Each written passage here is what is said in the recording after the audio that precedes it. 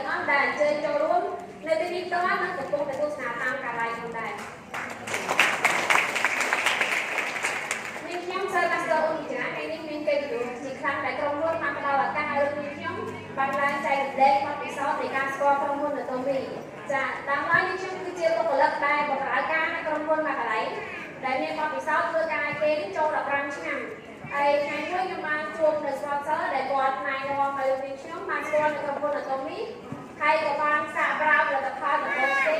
ចានោះគឺ Harmony ចាដោយសារតែនាងខ្ញុំមានបញ្ហាដោះស្រាយច្រមុះអាឡែស៊ីច្រមុះក្នុងគាត់ធ្វើការទាំងការរហូតដល់2ដងប៉ុន្តែអត់ជាទេចាហើយខ្ញុំតែឈឺក្បាលជាប្រចាំឧស្សាហ៍ខ្វះគាត់ឈាមហើយនៅអស់កម្លាំង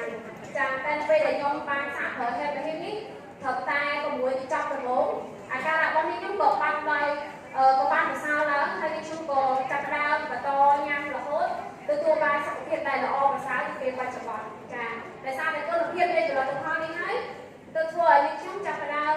សិក្សាស្វែងយល់និងចូលរួមសិក្ខាសាលាជាប្រចាំរហូតដល់មើលឃើញចក្ខុវិស័យរបស់អាជីវកម្មម៉ូតូនេះហើយសាកជាប់ជាមួយនឹងពាក្យស្លោកឆ្នាំ2026របស់លោកស្ថាបនិកចាគឺសម្រាប់ចិត្តឲ្យរហ័សផ្ដោតឲ្យច្បាស់ផលិតផលនឹងពេញលេញជាហេតុធ្វើឲ្យខ្ញុំចាប់ផ្ដើមដាក់ពាក្យជប់ធ្វើការមកចាប់យកអាជីវកម្មម៉ូតូនេះ 100% ហើយនៅក្នុងខែ6ខ្ញុំក៏បានសម្រេចគោលដៅតំណែងទី1គឺ Sales Master ហើយស្របពេលនេះដែរខ្ញុំក៏ចូលនៅក្នុង challenge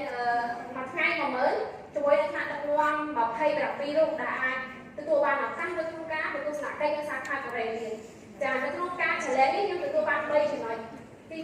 1ទម្លាប់នៅក្នុងការបង្កើតអតិថិជនថ្មីនៅបន្ទុកជារៀងរាល់ថ្ងៃទី2ក្រុមរបស់នាងខ្ញុំមានការរៀននិងសកម្មជាងមុនចាហើយទី3ជាឱកាសនៅក្នុងការបង្រៀនចក្ខុវិស័យរបស់នាងខ្ញុំផ្ទាល់ហើយនឹងក៏ជាសាក្សីក្រភ្នែក